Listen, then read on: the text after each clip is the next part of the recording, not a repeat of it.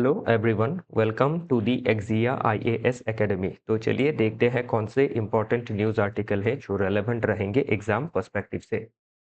Admission open है, आप हमारे फाउंडेशनल कोर्स से जुड़ सकते हैं जिसमें हम आपको इंटीग्रेटेड गाइडेंस प्रोवाइड करेंगे for pre mains and interview. जो भी गाइडेंस रहेगा एक्सपर्ट एंड एक्सपीरियंस फैकल्टी के द्वारा दिया जाएगा।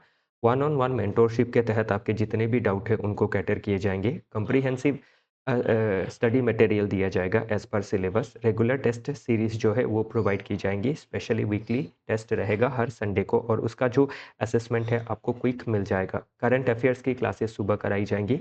आंसर राइटिंग के ऊपर भी फोकस किया जाएगा for all the GS paper including essay and optional paper for UPSC. जो हमारी बैच है उसका साइज भी काफ़ी स्मॉल है, 20 to 30 स्टूडेंट की बैच रहती है ताकि आपको पर्सनल अटेंशन दिया जा सके। फर्दर एडमिशन के लिए फ़ी वगैरह के लिए डिटेल में जानने के लिए आप कांटेक्ट कर सकते हैं हमारे ऑफिशियल कॉन्टैक्ट नंबर पे जो है 6002417488। तो चलिए देखते हैं आज का पहला आर्टिकल। तो आज का पहला आर्टिकल है अबाउट पैक्स सिलेका। तो पहला आर्टिकल है रिगार्डिंग पैक्स सिलेका। तो पैक्स सिलेका क्या है? ये एक दिसंबर 2025 में यूएस लेड एक ग्रुप है जो क्रिटिकल मिनरल्स की एक्सप्लोरेशन, क्रिटिकल मिनरल्स का रिफाइनमेंट, क्रिटिकल मिनरल्स जिस भी आपकी टेक्नोलॉजी से जुड़ी हुई है उनका डेवलपमेंट, ये सभी चीज़ों को पैक्स सिलिका देखेगी। तो पैक्स सिलिका यूएसए ने क्यों बनाया है? ताकि जो चाइना का डोमिनेंस है इन क्रिटिकल मिनरल्स सेक्टर, तो अभी अगर हम थोड़ा वो डेटा देखें तो 80 to 90% जो वर्ल्ड का क्रिटिकल मिनरल्स एक्सप्लोरेशन है वो चाइना के द्वारा होता है और जो रिफाइनमेंट है वो भी चाइना के द्वारा होता है और जो एक्सपोर्ट चेन है, सप्लाई चेन, उसमें भी 70 to 80%, लगभग कभी 90% तक भी हम देख सकते हैं कि चाइना ही डोमिनेट करता है। तो इस हिसाब से अगर देखें आज के समय पे जो न्यू ऑयल है आज के समय का वो है डेटा, डिजिटल कनेक्टिविटी, इलेक्ट्रॉनिक्स।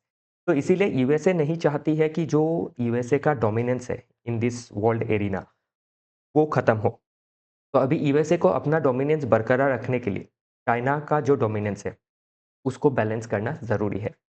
तो इसीलिए क्या है, जो पैक्स सिलिका है उसको बनाया गया है। तो the global shift efficiency to security. तो अभी इसमें अगर देखें आप कि पैक्स सिलिका में न्यू एरा सिक्योरिटी में एक क्लोज लूप बनाया गया है जिसमें ऑस्ट्रेलिया है पैक्स सिलिका के अंदर जो क्रिटिकल मिनरल्स का भंडार अपने अंदर समाये हुए है। यूएसए है जिसके पास एआई मॉडल्स है, प्रिसीजन मशीनरी है, फिर सिंगापुर में लॉजिस्टिक्स है। तो इंडिया अगर इसको जॉइन करता है, इंडिया इनवाइटेड है लेकिन इंडिया ने पैक्स सिलिका का डॉक्यूमेंट्स में अभी तक साइन नहीं किया है। तो इसमें अभी अगर हम देखें जो इंडियन टैलेंट है और डिज़ाइन है वो भी काम में आ सकती है अगर पैक्स सिलिका में जॉइन किया जाए। तो हमें क्या होगा, क्रिटिकल मिनरल्स मिलेगी, डिफरेंट लॉजिस्टिक्स मिलेगा और हम क्या प्रोवाइड कर सकेंगे, इंडियन टैलेंट को प्रोवाइड कर सकेंगे जो काफ़ी इंपॉर्टेंट रहेगा। नेक्स्ट देखते हैं। तो इंडिया का अभी स्ट्रैटेजिक पैराडॉक्स या डायलेमा क्या है, क्योंकि पैक्स सिलिका को इंडिया के पर्सपेक्टिव से पूछा जाएगा। तो अभी देखें तो वेस्टर्न सिक्योरिटी जो टाइज है वो भी हमें मेंटेन करना है क्योंकि different western Nations like USA हो या फ्रांस हो, इनसे हम जो हमारी सिक्योरिटी है उसको, जैसे सिक्योरिटी डिफरेंट इंपोर्ट्स है वो हम करते हैं, इसराइल से भी इंपोर्ट करते हैं। तो इसराइल भी एक पार्ट है पैक्स सिलिका का। और दूसरी ओर अगर देखें तो एक चाइना के साथ जो हमारी इकोनॉमिक टाइज है इंपोर्ट एक्सपोर्ट का, तो ज़रूरी क्या है कि हम इन दोनों को ही बैलेंस करें। तो हमें रीबैलेंस करना है वेस्टर्न जो नेशंस है उनको हमारी सिक्योरिटी और इकोनॉमी के लिए, और चाइना से हमारी इकोनॉमी को बरकरार रखने के लिए। तो इंडिया का यूनिक रोल क्या रहेगा इसमें कि हम ह्यूमन कैपिटल को प्रोवाइड कर सकेंगे लाइक इंजीनियर्स, और हम इंफॉर्मेशन टेक्नोलॉजी स्पेशली जो सॉफ्टवेयर है उस सेगमेंट में हम अच्छे हैं। तो बाकी इसमें अगर देखें और क्या टॉपिक है, यूपीएससी रेलेवेंस अगर देखें तो जीएस पेपर 2 इंटरनेशनल रिलेशन और ग्रुपिंग्स के लिहाज से इंपॉर्टेंट है। GS paper 3 science and technology के लिहाज से, सप्लाई चेन के लिहाज से, इंडिजिनाइजेशन के लिहाज से इंपॉर्टेंट है। की कॉन्सेप्ट को अगर देखें तो इसमें टेक्नो नेशनलिज्म के बारे में बात किया गया है। तो टेक्नो नेशनलिज्म क्या होता है कि किस तरीके से हम टेक्नोलॉजी में आत्मनिर्भर बन सकेंगे ताकि हम जो टेक्नोलॉजी का वेपनाइजेशन किया जा रहा है उससे हम आत्मनिर्भर रहे, उससे हम उसका जो शौक है वो हमारे देश में ना पड़े और हमारी स्ट्रैटेजिक जो ऑटोनॉमी है वो बरकरार रहे। तो अभी हम चाइना के ऊपर ज़्यादा डिपेंडेंट रहते हैं, तो उससे हमारी स्ट्रैटेजिक जो ऑटोनॉमी है, वो वल्नरेबल हो जाती है। और पैक्स सिलिका में अगर जॉइन करते हैं, तो Pax Silica no doubt US led group है, लेकिन इसमें सिर्फ यूएस नहीं है, इसमें काफ़ी सारी जो नेशंस है, वो मिलके एक साथ काम कर रही है। ओके, तो चलिए देखते हैं आगे। तो अभी वे फॉरवर्ड क्या है इंडिया के लिए कि हमें स्ट्रैटेजिक ऑटोनॉमी जो है वो लानी ज़रूरी है ताकि हम खुद का आईपी क्रिएशन कर सकें and not just assembly. Talent की डिप्लोमेसी हम कर सकते हैं क्योंकि हमारे पास बहुत सारा टैलेंट पूल है, तो यूरोपियन यूनियन के साथ हो या यूएसए के साथ हो, जो हम टैलेंट है वो हम उनको प्रोवाइड कर सकेंगे। और इसी के साथ जो डोमेस्टिक कैपेबिलिटी है, acceleration of Indian semiconductor mission, वो ज़रूरी है। चलिए देखते हैं अगला article. US official hints at removing Russian oil penalty levy on India. तो जो यूएस के ट्रेजरी सेक्रेटरी है, तो उन्होंने ये कहा है कि 25% टैरिफ लगाने के बाद इंडिया का जो इम्पोर्ट है वो कम हुआ है रशिया से, तो 25% का जो टैरिफ है वो कम किया जा सकता है। तो इसमें देख सकते हैं कि किस तरीके से यूएसए ने कोअर्सिव डिप्लोमेसी का यूज़ किया था। यूएसए ने प्रेशर दिया, एडिशनल टैरिफ लगाया 25% का। इंडिया का जो रशियन ऑयल इम्पोर्ट है वो धीरे-धीरे कम होने लगा और जो पोटेंशियल टैरिफ है वो अभी रिमूव हो सकता है। तो इसमें आप देख सकते हैं कि यूएस की जो पॉलिसी है, इस तरीके से एक ट्रांज़ैक्शनल रिलेशनशिप रखती है वो और रियलिस्ट पावर प्ले करती है। और देश की हमारे जैसे देश की जो वर्ल्ड का सबसे बड़ा डेमोक्रेसी है, उसकी सोवरेनिटी को भी चैलेंज करना चाहती है। इकोनॉमिक एंड जियोपॉलिटिकल इम्पैक्ट अगर देखें तो रशियन ऑयल को हम डिसकंटिन्यू करते हैं, तो उससे हमारा होगा क्या, एक इन्फ्लेशनरी प्रेशर आ सकता है क्योंकि ऑयल हर सेगमेंट में चाहिए, ट्रांसपोर्ट में हो, प्रोडक्शन में हो। तो उससे क्या है, अगर हम चीप ऑयल परचेस नहीं करते हैं रशिया से और हम ओपेक कंट्री से थोड़ा ज़्यादा दाम में परचेस करते हैं, तो उससे इन्फ्लेशन जो है वो बढ़ सकता है। और एक करंट अकाउंट जो डेफिसिट है उसका रिस्क भी बढ़ सकता है क्योंकि हम डिफरेंट नेशन से डॉलर में ऑयल परचेस करते हैं, जबकि रशिया से हम रूबल जो एग्रीमेंट है उससे परचेस करते हैं। तो इसीलिए हमारे पास एक स्ट्रैटेजिक डायलेमा है, तो हमें दोनों ही पावर को बैलेंस करना ज़रूरी है। तो हम इसमें अभी कर कर क्या सकते हैं वे फॉरवर्ड में, एक हमें डाइवर्सिफ़िकेशन ज़रूरी है कि हम किसी भी एक देश के ऊपर ज़्यादा रिलाई ना करें। तो लैटिन अमेरिका का, अफ्रीका का मार्केट को हम एक्सप्लोर कर सकते हैं। फिर जो स्ट्रैटेजिक पेट्रोलियम रिज़र्व्स होती है, तो हम बहुत सारा ऑयल खरीदते हैं, एक दिन में तो उसको उसकी खपत नहीं होती है, तो उसको हमें स्ट्रैटेजिक पेट्रोलियम रिज़र्व में हम रखते हैं। तो उस रिज़र्व का जो कैपेसिटी है, वो हम बढ़ा सकते हैं और प्लस हम डोमेस्टिक एक्सप्लोरेशन में भी ध्यान दे सकते हैं कि अपने देश के अंदर ही ज़्यादा से ज़्यादा हम ऑयल को एक्सप्लोर कर सकें। चलिए देखते हैं अगला आर्टिकल। नेक्स्ट बात करता है इफ जजेस lose credibility nothing will be left of judiciary. तो इसमें जस्टिस भूँया जी ने जो एग्जीक्यूटिव इंटरफेरेंस रहता है इन जुडिशरी का अपॉइंटमेंट में, उसको लेके चिंता जताई है कि कॉलेजियम सिस्टम अगर कोई चीज़ डिसाइड कर लेता है, तो कॉलेजियम सिस्टम क्या है, जिस सिस्टम के तहत जजेस ऑफ हाई कोर्ट, जजेस ऑफ सुप्रीम कोर्ट को अपॉइंटमेंट दिया जाता है और प्लस हाई कोर्ट के बीच ट्रांसफ़र की जाती है। तो इसमें अभी अगर देखें तो काफ़ी ज़रूरी है कि जो जुडिशरी है वो इंडिपेंडेंट रहे, ऑटोनोमस रहे, कोई एग्ज़ीक्यूटिव इंटरफेरेंस ना रहे। ये हमारे कॉन्स्टिट्यूशन का एक बेसिक स्ट्रक्चर भी है और ये नॉन नेगोशिएबल है।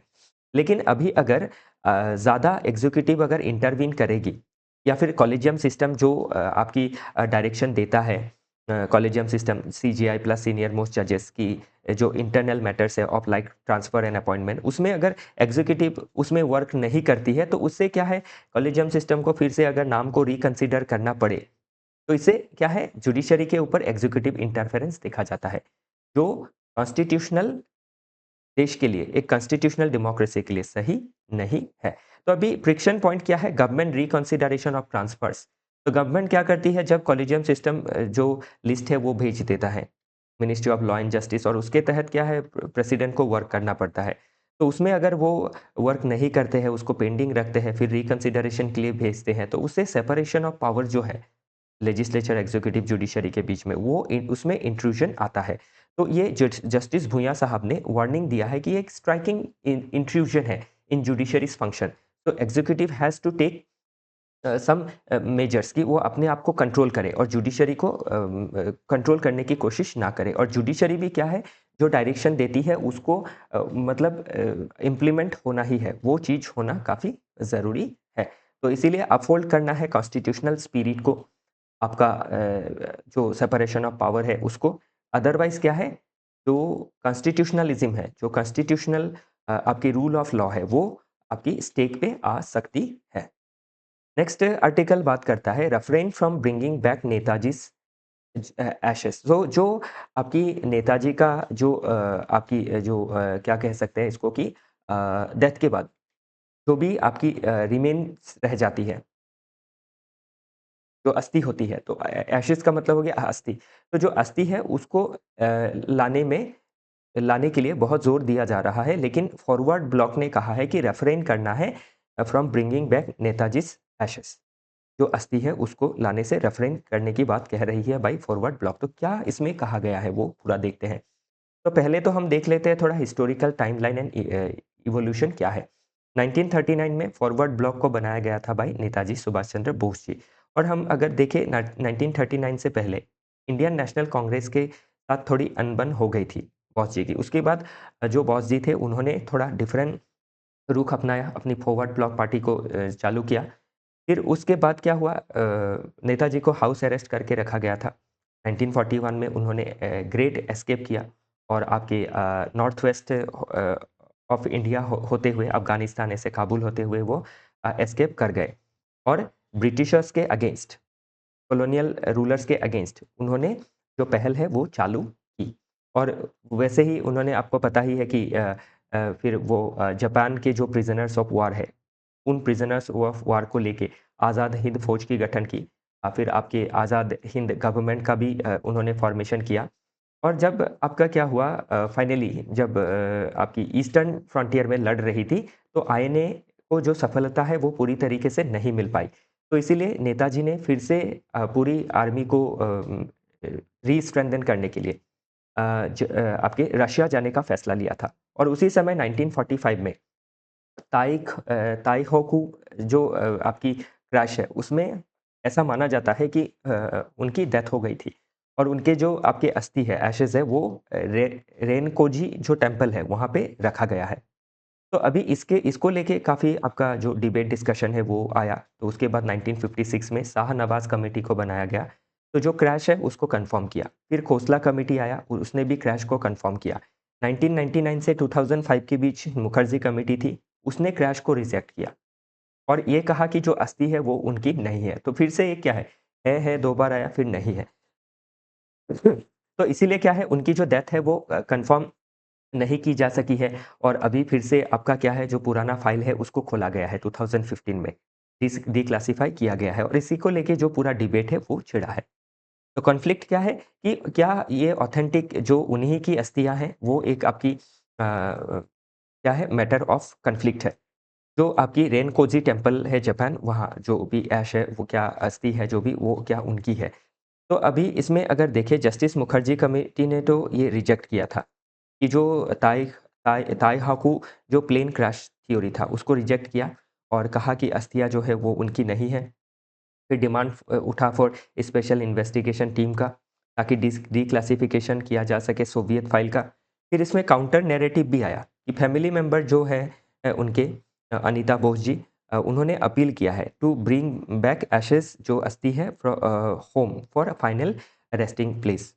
तो क्या ये करने के लिए कि जो फाइनल रेस्टिंग प्लेस है उनका हमारे देश में ही होना चाहिए और एक क्लोज़र आना चाहिए इसमें, क्योंकि ये जो मुद्दा है काफ़ी समय से इसमें डिबेट छिड़ा हुआ है।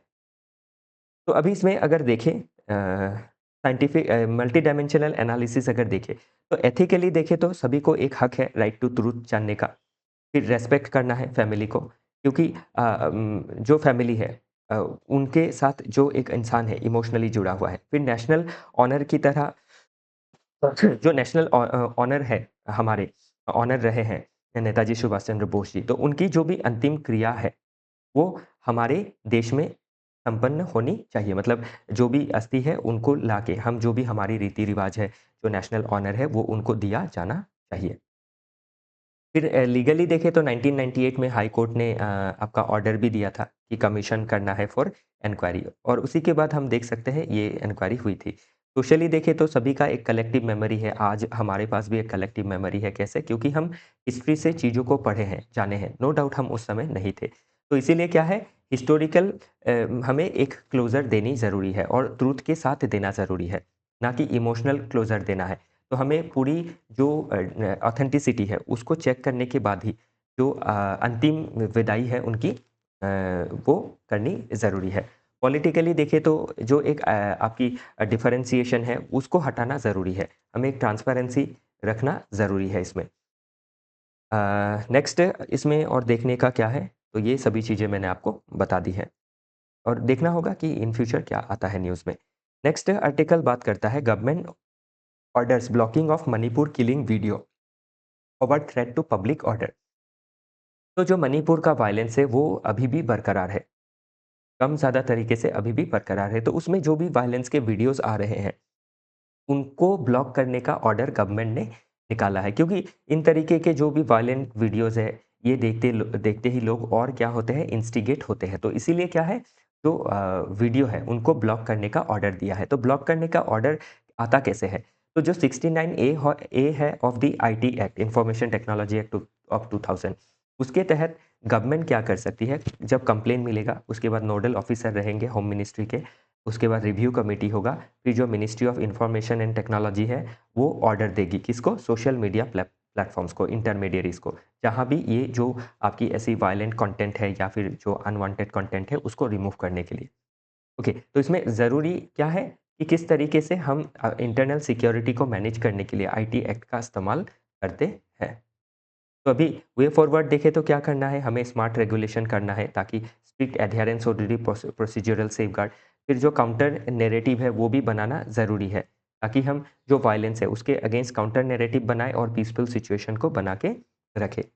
देन अगर देखें तो प्लेटफॉर्म की भी रिस्पॉन्सिबिलिटी होनी चाहिए, तो ज़्यादा वायलेंट कंटेंट हो, कोई न्यूडिटी जैसी चीज़ें हो या एसेट्रा जो भी हार्मफुल चीज़ें होती है, प्राइवेसी को हार्म करती है, तो वैसे कंटेंट को क्या करना है, प्लेटफॉर्म को खुद से भी जिम्मेदारी लेनी है उनको हटाने के लिए। तो यही इसका मेन मुद्दा है इस आर्टिकल का। नेक्स्ट अगर देखें तो what is RBI nudging India to do at BRICS. तो अभी हाल ही में रिजर्व बैंक ऑफ इंडिया ने ये बात कही कि डॉलर की वजह से या फिर जो डॉलर डोमिनेटेड आपकी स्विफ्ट नेटवर्क है जिससे इंटरनेशनल ट्रांजैक्शन होता है, तो इसमें क्या है, ये यूएस डोमिनेटेड है, तो यूएसए किसी भी समय या फिर वेस्टर्न कंट्रीज जो है वो किसी भी समय बाकी देशों को इससे बैन करा देती है, इससे पेमेंट नहीं हो पाता है, इंटरनेशनल ट्रांजैक्शन नहीं हो पाती है। हाल ही में जैसे आपके रशिया को बैन किया गया था। तो इसमें आरबीआई ने प्रपोज किया है कि जो ब्रिक्स के नेशंस है वो नेशन क्या कर सकते हैं, एक दूसरे के बीच अपनी करेंसी में डिजिटली आपकी ट्रांज़ैक्शन कर सकते हैं, जो सेंट्रल बैंक डिजिटल करेंसी होता है उसके ज़रिए। और उसमें कौन-सा टेक्नोलॉजी यूज़ होगा? ब्लॉकचेन टेक्नोलॉजी, जिससे बेटर तरीके से जो भी ट्रांज़ैक्शन है, रिसीट है, एक्सपेंडिचर्स है, उसको मेंटेन की जा सकेगी। तो अभी रशिया हो या फिर आपका चाइना का हो, सभी सभी क्या कर रहे हैं? सीबीडीसी बना रहे हैं। तो इससे क्या कर सकती है, जो लाइक माइंडेड नेशंस है, वो अपने बीच में ही डॉलर को बाईपास करके ट्रेड के ट्रांज़ैक्शंस कर सकती है। और इससे क्या रहेगा, जो डॉलर डोमिनेंस है, जो एक फ़ियर है सैंक्शंस का, वो कम हो जाएगा। तो इसमें प्रोज़ अगर देखें तो एक ट्रांसपेरेंसी रहेगी, फिर सैंक्शन प्रूफिंग रहेगा, कोई सैंक्शंस नहीं लगा पाएँगे। प्रोग्रामेबिलिटी रहेगी, स्मार्ट मनी होगा, जिससे हम क्या कर सकेंगे, बेटर कंडीशनल पेमेंट कर सकेंगे और कॉस्ट भी लो होगा और इंस्टेंट सेटलमेंट की जा सकेगी। रिस्क में देखें तो यूएसए जो है वो बौखला सकता है, रिटेलिएशन कर सकता है, ये एक प्रॉब्लम है। फिर एक लीगल हार्मोनाइज़ेशन करना जो है वो कॉम्प्लेक्स रहेगा। इस तरीके के जो ट्रांज़ैक्शंस है उसको किस तरीके से हम लीगली हार्मोनाइज़ करें। प्लस एक प्राइवेसी का भी खतरा हो सकता है कि जो ट्रांज़ैक्शंस है वो आपकी डिजिटली अगर ज़्यादा ट्रांज़ैक्शंस रही तो उसे जैसा डेटा हैक होना, डेटा थेफ्ट होना जैसे प्रॉब्लम्स आ सकते हैं। तो वे फॉरवर्ड क्या है, स्ट्रैटेजिक कम्युनिकेशन करना ज़रूरी है। पहले पायलट प्रोजेक्ट लेना ज़रूरी है और प्राइवेट लेजिस्लेशन भी करना ज़रूरी है ताकि जो भी ट्रांज़ैक्शनल डेटाज़ है वो लीक ना हो। नेक्स्ट है, can India eliminate malaria by 2030। तो क्या 2030 तक इंडिया मलेरिया को ख़त्म कर सकता है? तो इसमें अगर जर्नी देखें इंडिया का, द जर्नी टू ज़ीरो, तो 2015 में हाई बर्डन था। नेशनल फ्रेमवर्क अगर देखें, हाई बर्डन था इसीलिए नेशनल फ्रेमवर्क बनाया गया कि 16 से 30 के अंदर हमें मलेरिया ख़त्म करनी है। तो टेस्ट किया गया, ट्रीट किया गया, ट्रैक किया गया, प्रोटोकॉल बनाई गई और इससे क्या हुआ, 160 डिस्ट्रिक्ट में ज़ीरो इंडिजिनियस केसेस देखी गई, 80% का रिडक्शन हुआ। लेकिन अभी भी क्या है, डिफरेंट ग्रुप के अंदर बहुत सारी जो एक्जिस्टेंस है ऑफ मलेरिया वो देखी जा सकती है। तो इसीलिए 2027 तक हमारा टारगेट क्या है, कि आपका जो प्लाज़्मोडियम वाइवाक्स है, जिसके वजह से आपकी मलेरिया होती है, इसको ख़त्म करना ज़रूरी है। अर्बन मलेरिया के ऊपर वर्क करना ज़रूरी है। ड्रग और इंसेक्टिसाइड का जो रेजिस्टेंस डेवलप हो गया है, ये दवाइयाँ काम नहीं करने लगी है, तो उसको रिसर्च एंड डेवलपमेंट करके और बेटर मेडिसिन को बनाना ज़रूरी है। फिर क्रॉस बॉर्डर माइग्रेशन होता है डिफरेंट नेशन से, उसको रोकना ज़रूरी है। एंड गोल ज़ीरो तब हम अचीव कर पाएँगे बाय 2030। तो सोशल में इक्विटी फॉर ट्राइबल पॉपुलेशन को इक्विटी देनी ज़रूरी है। देन इकोनॉमिकली देखें तो पॉवर्टी रिड्यूस करना ज़रूरी है। पॉलिटिकली देखें तो सेंट्रल स्टेट को एक साथ काम करना ज़रूरी है। इंटरनेशनली देखें तो डब्ल्यूएचओ का जो गाइडलाइन है उसको मान के चलना ज़रूरी है। तो इसी के साथ आज का जो डिस्कशन है वो समाप्त होता है। फिर मिलेंगे डिफरेंट आर्टिकल के साथ। हमारे साथ जुड़े रहने के लिए आप सभी का बहुत-बहुत धन्यवाद।